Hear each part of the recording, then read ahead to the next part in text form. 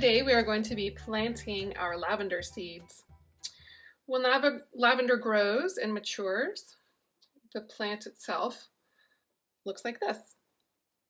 And these little buds will bloom purple blossoms. It smells really lovely and relaxing. Okay, so what you want to get out of your kit is you want to take out your pot, your soil, and your seeds. I have gone ahead and put my pot on a little dish here, a little saucer, to capture any water that comes out of these drainage holes. And then I have some water to water our seeds and to make sure our soil is nice and moist. What you're going to want to do first is put your soil in your pot. There we go.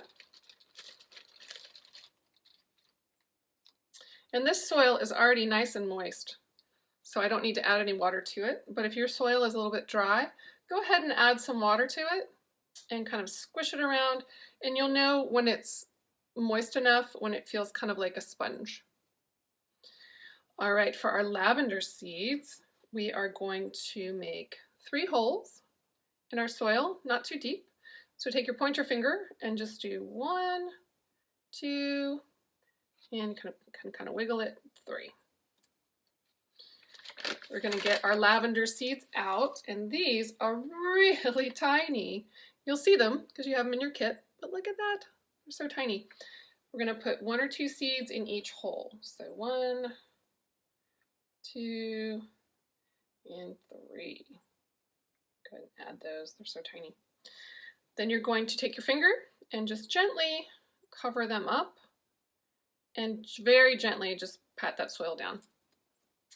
Now go ahead and give them a little bit of water, and you know that you've given it enough water when you start seeing it come through those drainage holes underneath. All right. Well, with the lavender, you should start to see it sprout, the seedlings grow in about 7 to 14 days. And once those plants are big enough and have at least 3 or 4 leaves on them, you can transplant this into the soil outside if you like. For now, go ahead and find a nice sunny spot for it outside or in a windowsill, and check on it every few days to make sure that it has water and that the soil is moist. All right, enjoy!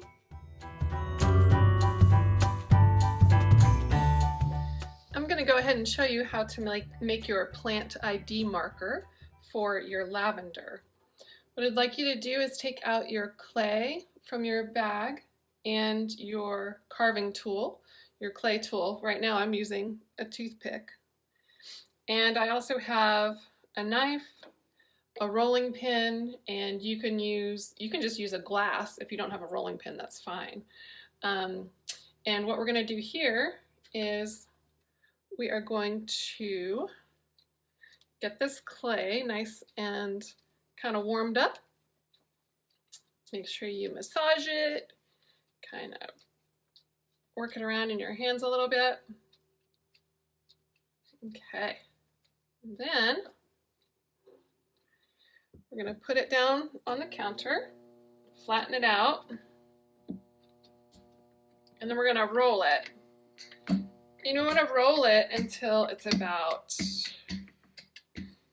you're looking at making a rectangle. So you can start with kind of an oval here, roll it out, and ultimately you're going to be doing a long rectangle. So right now it's looking like an oval, and we will roll it until it's about 1/2 inch thick.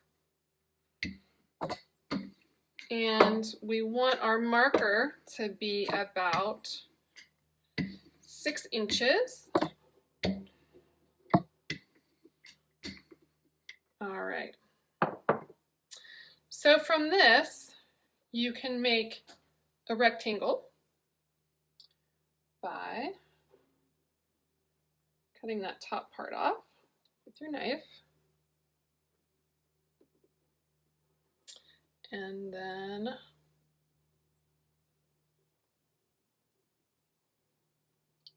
coming down here. And I'm using a plastic knife because I'm going to cut on the counter, and I don't want to cut into the counter, and I also want to be safe with my hands So let's see. I'm going to do about like that.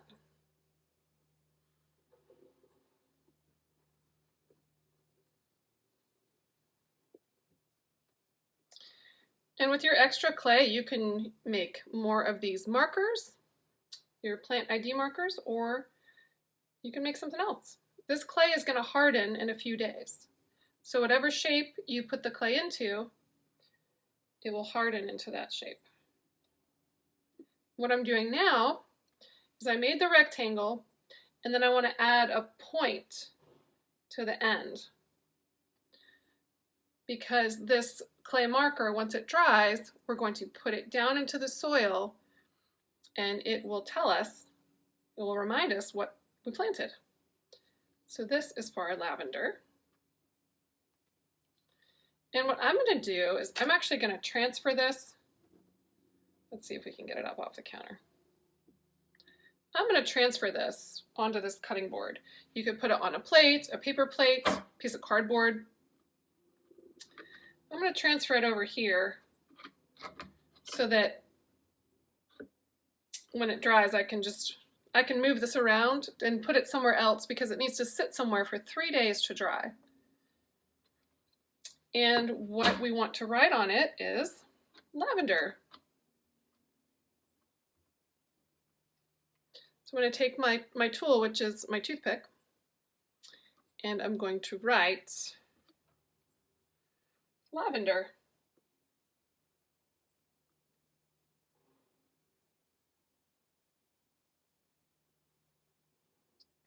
You see it in there?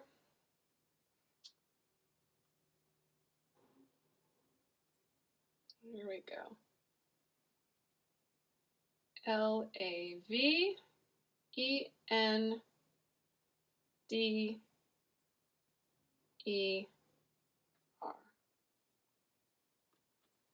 There we go. There is our marker, and you'll just set it aside and wait a few days till it dries and hardens, and then you can put it in your pot with your plant.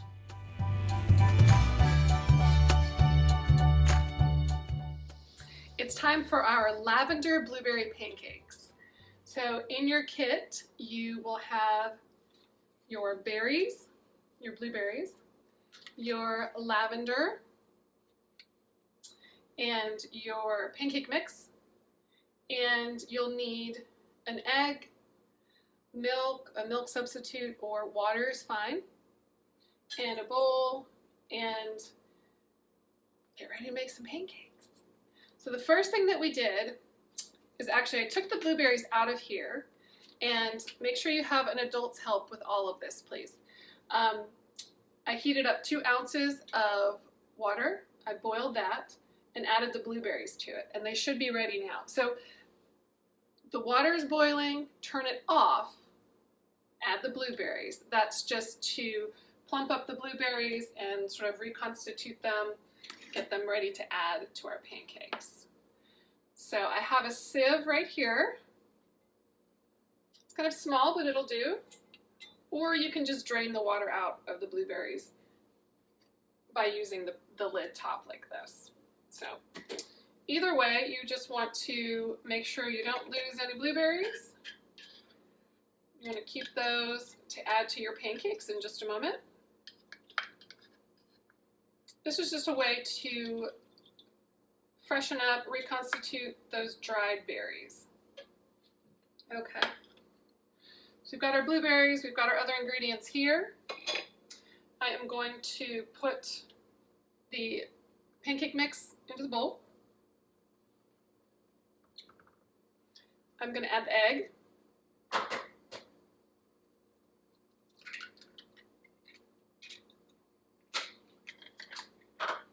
I'm going to add the milk.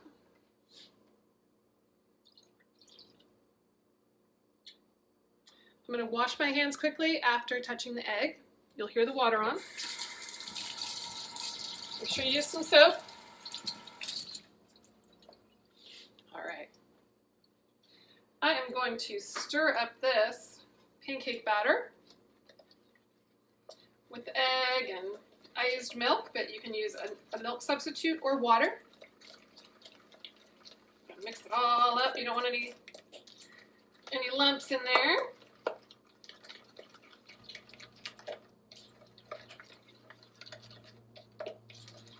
When I've got it all stirred in, I'm going to add some of the lavender to it. That's going to smell really nice.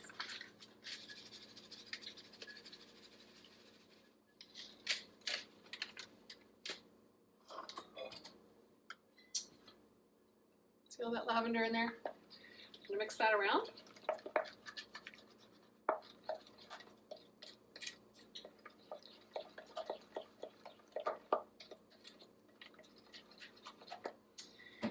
I'm going to let that mix sit and rest just for a moment while I heat up the pan.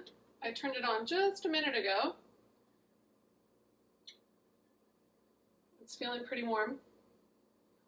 I'm going to add some vegetable oil spray to the pan. You can add butter to the pan, just something so that the pancake doesn't stick to it. All right. Let's see.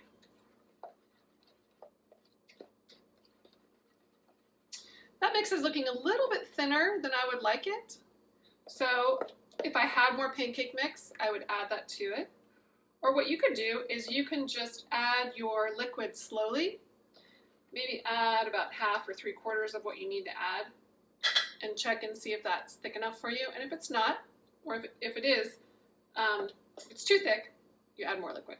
All right, so I am going to spoon some of this into my pan.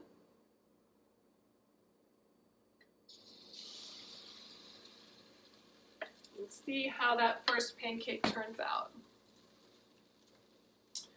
Once it starts to cook on the underneath side, then I'll add some of the blueberries into it. And then we'll wait and flip it over. So let's see how it goes. So when you start to see some bubbles in your mix, that means it's starting to cook on the other side underneath. So in just a minute, I'll add, yeah, that looks pretty good. I'm going to add some of these blueberries.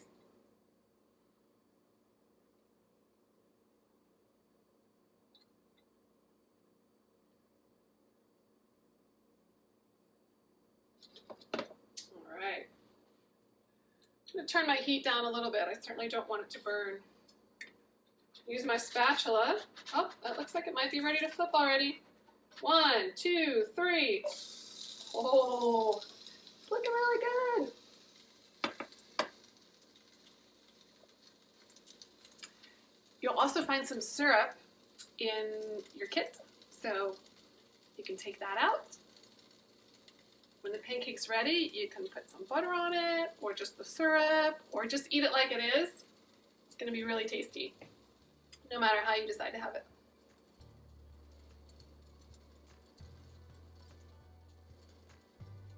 All right, let's check it out. It's looking good. All right, and there is a beautiful pancake. Don't forget to turn the stove off when you're done, and enjoy.